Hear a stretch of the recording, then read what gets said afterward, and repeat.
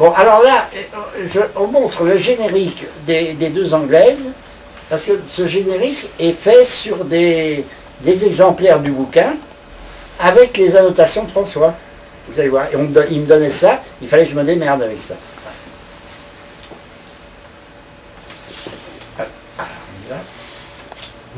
La mettez la musique. C'est la musique.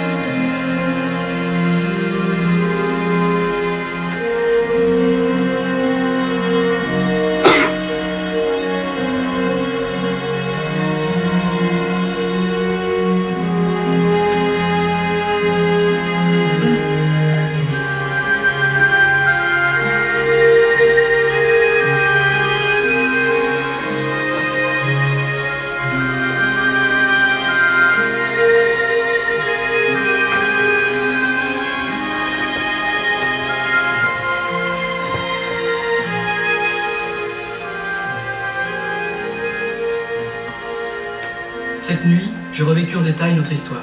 J'en ferai un jour un livre. Muriel pense que le récit de nos difficultés pourrait servir à d'autres. Bon, là. Là. Alors, vous voyez toutes les annotations qu'il foutait. Alors moi, je me démerdais avec ça. Je savais les trucs. Alors ça aboutissait à des monstres. Alors les monstres, il les réduisait, il les réécrivait, il les renvoyait. Puis ensuite, le tournage.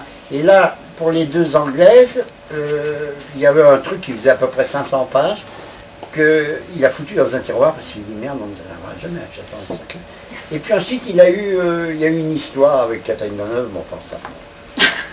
Et il a fait une dépression nerveuse.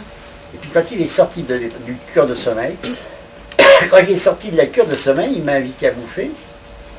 Je me suis dit, tiens, qu'est-ce qu'il veut?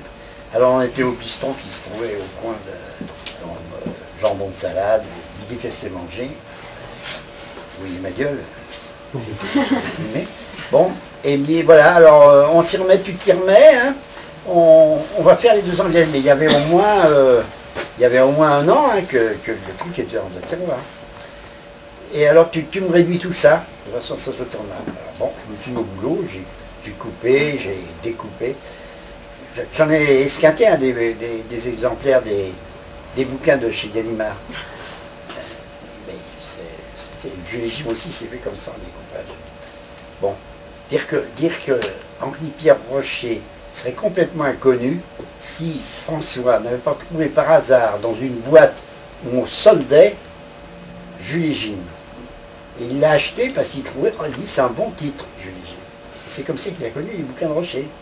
Et c'est comme ça que depuis, je peux vous dire que la maison Gallimard pompe pas mal de droits sur nos droits, alors que ce bouquin n'existerait pas sans nous. C'est hésiteur. Hein. Pardon. Alors où j'en étais? Oui, je disais qu'on a repris ce truc et on s'est mis à tourner les deux Anglaises et en cours de route, il a eu l'idée comment on s'intéressait beaucoup aux sœurs Brontë. Il a eu l'idée de reprendre des trucs dans les sœurs Brontë, de tuer la mère, parce qu'il trouvait que, je ne sais pas pourquoi on a tué la mère, parce que si vous lisez le roman Les deux Anglaises du continent, c'est une espèce de dossier où il y a des notes, des journaux intimes, des lettres, Vraiment, Rocher s'est pas donné beaucoup de mal pour remanier tout ça. Il avait plus de 70 ans quand il l'a écrit. Et en fait, il a utilisé des notes et des lettres et des trucs de filles avec qui il avait vécu et qu'il a connu, etc.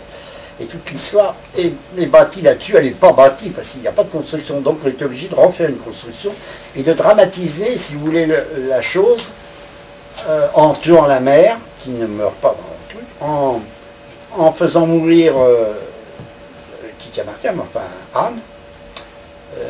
Et sa mort était l'histoire où il y a à la terre dans la bouche, etc.